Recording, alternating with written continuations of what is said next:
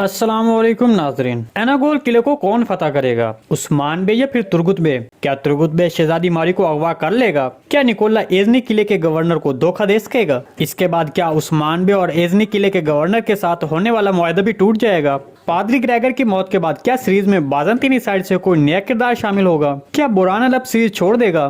तो इन तमाम सवालात के जवाब आज की वीडियो में शामिल हैं, तो इसके लिए वीडियो को आखिर तक लाजमी देखिएगा। मगर इससे पहले आपसे गुजारिश है हमारे चैनल को सब्सक्राइब कर दें। गुज़िश्ता किस के हवाले से जो भी हमने तजिया वीडियो पेश की थी वो दुरुस्त निकली, तो आप हमारी हौसला अफजाई के लिए हमारी वीडियो को लाइक कर सकते हैं। चलिए सबसे पहले तुर्गुत बे और मारी के बारे में बात करते हैं। गुज़िश्ता की इसकी तजिया वीडियो में हमने आपको बताया था कि मारी निकोला से शादी के लिए राजी नहीं होगी, बल्कि इस हवाले से तुर्गुत बे से मदद मांग सकती है। तो ये सब आपने गुज़िश्ता किस में देखा, जबकि अब आने वाली नई किस के ट्रेलर में आपने देखा कि शहजादी मारी ने अपनी मुआविन के हाथ तुर्गुत बे को एक खत भेजा और कहा कि आप मुझे अगवा कर लें। देखिए यहाँ पर थोड़ी सी तवज्जो देने की बात है, क्योंकि स्क्रिप्ट राइटर मारी और निकोला की शादी की बात कर रहा है और साथ में तुर्गुत बे को शामिल कर रहा है, और दूसरी तरफ उस्मान बे एनागोल किले को फतह करने की बात कर रहे हैं। मतलब ये सब मौजू एक ही साथ एक ही वक्त में सामने आ रहे हैं। दूसरे लफ्जों में निकोला की मारी से शादी की ख्वाहिश और मारी की तुर्गुत बे के कबीले जाने की ख्वाहिश और उस्मान बे की एनागोल किले को फतह करने की ख्वाहिश, तो हमारे तजीए के मुताबिक ये सब मामलात एक दूसरे के साथ जुड़े हुए हैं।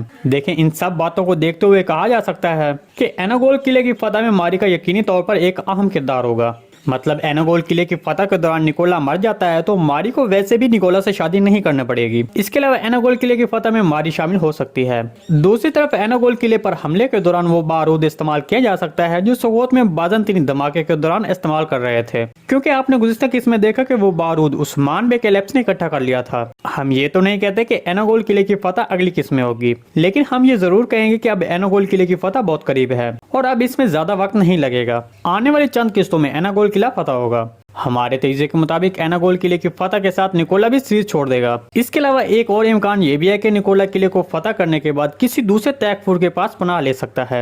लेकिन एक बात जो यकीनी तौर पर कर सकते हैं वो ये है कि निकोला इस सीजन में ही सीरीज छोड़ देगा। चलिए अब कबीले में मौजूद गद्दार के बारे में बात करते हैं। जैसे कि आपने गुज़िश्ता केस में देखा कि एक गद्दार मारा गया, लेकिन दूसरा अब भी कबीले में मौजूद है और उसके बारे में अभी तक किसी को नहीं पता चला। गद्दार बहादुर बे का जंगल में गोकचौतों को कत्ल करने से पहले उस जगह से 2 खवातीन गुजरी थी। उस मंजर में शायद उन औरतों ने वहां बहादुर बे को देखा हो या फिर किसी और तरह उस्मान बे को बहादुर बे पर शक होगा। तब उस्मान बे बहादुर बे का इस्तेमाल करके कोशिश के लिए एक जाल बिछाएगा या फिर बहादुर बे को एनागोल किले की फतह के लिए भी इस्तेमाल किया जा सकता है। मतलब जैसा कि हमने नए ट्रेलर में सुना कि उस्मान बे ने एनागोल किले को फतह करने के हवाले से ऊंची आवाज में ये कहा कि अब हम सबसे पहले एनागोल किले को फतह करेंगे। हमारे तजीए के मुताबिक उस्मान बे बहादुर बे पर शक की वजह से उसके सामने ये बात करेंगे और फिर बहादुर बे का पीछा करके उसको पकड़ना चाहेंगे। जी दोस्तों, बाकी रह जाने वाले सवाल हम अगली वीडियो में पेश करेंगे। इस तमाम रिपोर्ट के बारे में आपको क्या लगता है कमेंट सेक्शन में लाजमी बताइएगा। जी नाज़रीन, आज की वीडियो बस यहीं तक थी। उम्मीद आपको पसंद आई होगी। अगर हमारी वीडियो आप तक बर वक्त नहीं पहुंच रही तो बेल आइकॉन लाजमी प्रेस, ताकि हर आने वाली नई वीडियो का नोटिफिकेशन आप तक बर वक्त पहुंचता रहे।